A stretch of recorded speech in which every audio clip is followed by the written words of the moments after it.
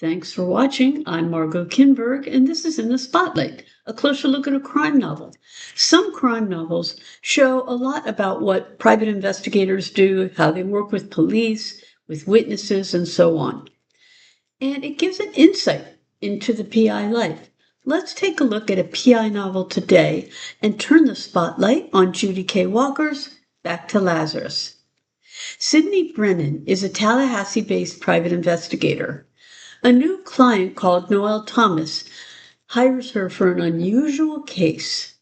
It seems that Noelle's father Isaac was imprisoned in 1980 for the murder of her mother, Vanda. Decades later, a few years before the novel begins, he committed suicide, possibly due to remorse. Noelle wants to know why her father waited so long to kill himself if he felt guilty about his wife's death. Sydney becomes curious too. She agrees to take the case and begins her investigation. Two of Sydney's first steps are the Florida Department of Corrections and the West Florida Correction Institute information. She learns a few things about Isaac, but nothing that would indicate that he was planning to kill himself. She also finds, though, that people aren't really willing to talk much about him. She talks to several people, including Richard Fry, who was involved in defending Isaac at his trial, and to Mike Montgomery, an investigator connected with the case. A picture of the night of Vanda Thomas's death slowly emerges, but there still seems no real reason why Isaac would have waited so long to commit suicide, even if he did kill his wife.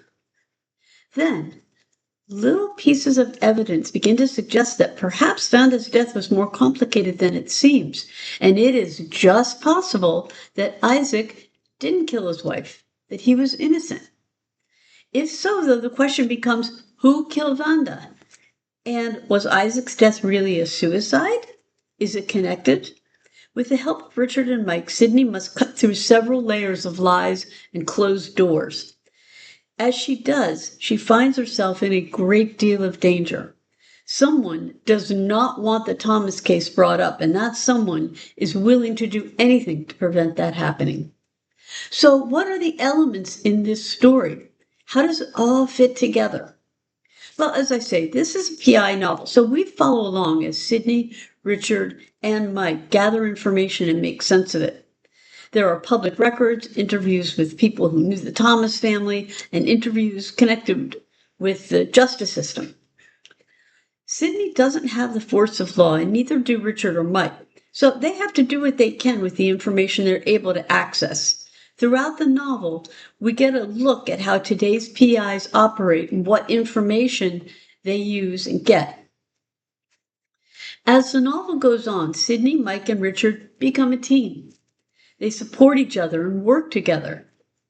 There's a possible budding romance involved, but readers who dislike romance in their crime novels will be glad to know it's not a major part of the plot. The trio's teamwork, though, is.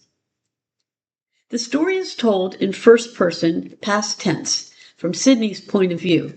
So we learn things as she does. She is bright and resourceful, but she has her vulnerabilities, and she does get into some very dangerous situations.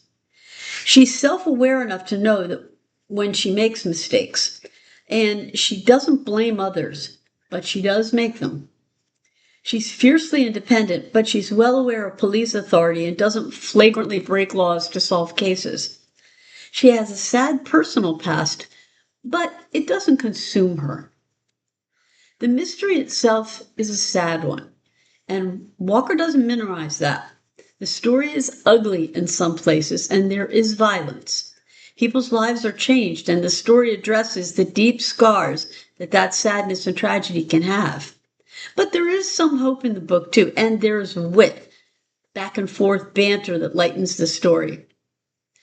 Back to Lazarus explores the consequences, both good and bad, of bringing up the past. It features a West Florida setting, a dysfunctional family, a chain of tragedies that still haunts, and a protagonist who wants to lay the ghosts to rest. This has been In the Spotlight. I'm Margot Kinberg. Thanks for watching.